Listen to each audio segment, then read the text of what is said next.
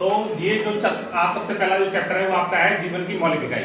कि जीवन की मौलिक इकाई क्या है। देखो जीवन की मौलिक इकाई समझने से पहले ये समझना पड़ेगा कि जीवन क्या चीज है।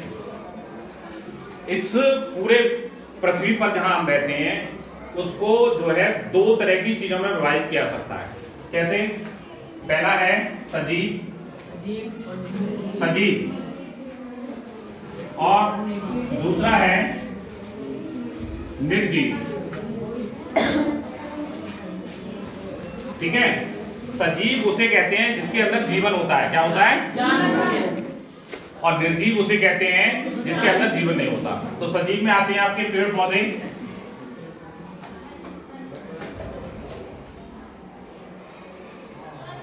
और जीव जंतु।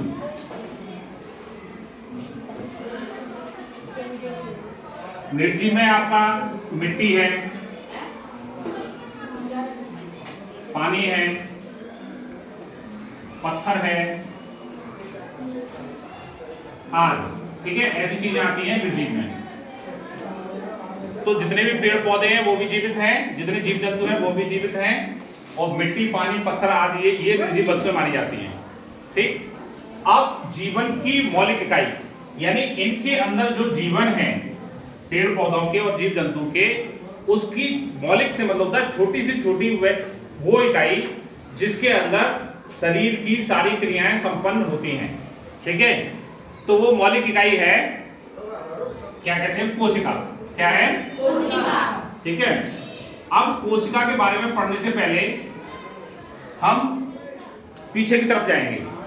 पीछे की तरफ से मतलब जब हमको ज्ञान नहीं था कि कोशिका क्या होती है, या शरीर किसका बना होता है, या पेड़ पौधे किसके बने होते हैं, तो वैज्ञानिकों ने इसकी खोज किस प्रकार से की थी ये देखेंगे। ठीक है, तो एक वैज्ञानिक हुए थे हमारे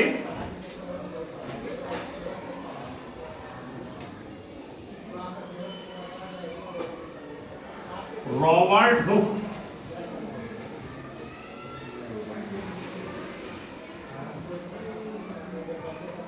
ठीक है, एक वैज्ञानिक हुए थे रॉबर्ट हुक सन 1665 में।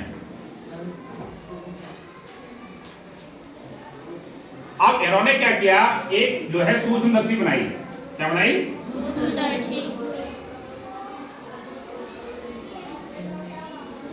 सूक्ष्मदर्शी से मतलब कोई भी ऐसी मशीन जिससे हम छोटी चीज को कई गुना बड़ा करके देख सकते हैं।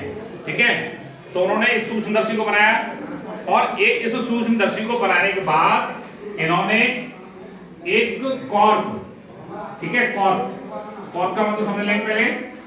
जैसे आपने देखा होगा कि किसी कांच की बोतल पे और लकड़ी का ढक्कन जो उसके अंदर घुसा रहता है, ठीक है, उसको कहते हैं कॉर्क। जो लकड़ी लगी रहती है कांच की बोतल के अंदर, उसको कॉर्क कहते हैं।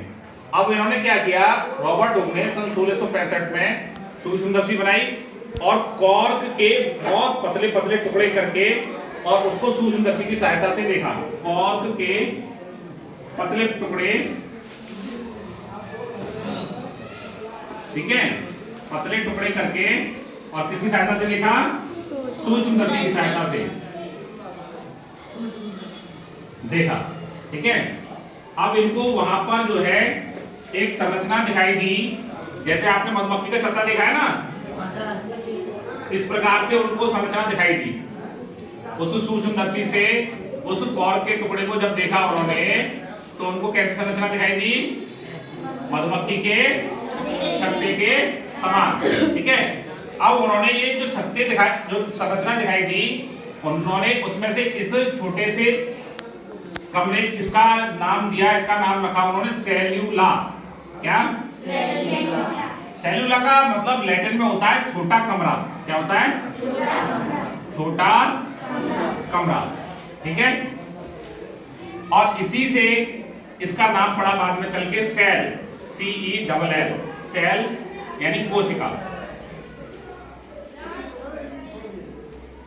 ठीक है, इस प्रकार से आप कह सकते हैं कि रॉबर्ट हुक ने सन 1665 में सूक्ष्मदर्शी का आविष्कार किया, कॉर्क के पतले टुकड़े किए, उनको सूक्ष्मदर्शी की सहायता से देखा, तो उनको उसमें जो है मधुमक्खी के छत्ते के समान संरचनाएं दिखाई दी, और प्रत्येक कोष्ठ को उन्होंने नाम दिया सेल्यूला, जो लैटिन वर्ड है, और सेल्यूला से ही नाम पढ़ा सेल, और सेल को कहते हैं कोशिका।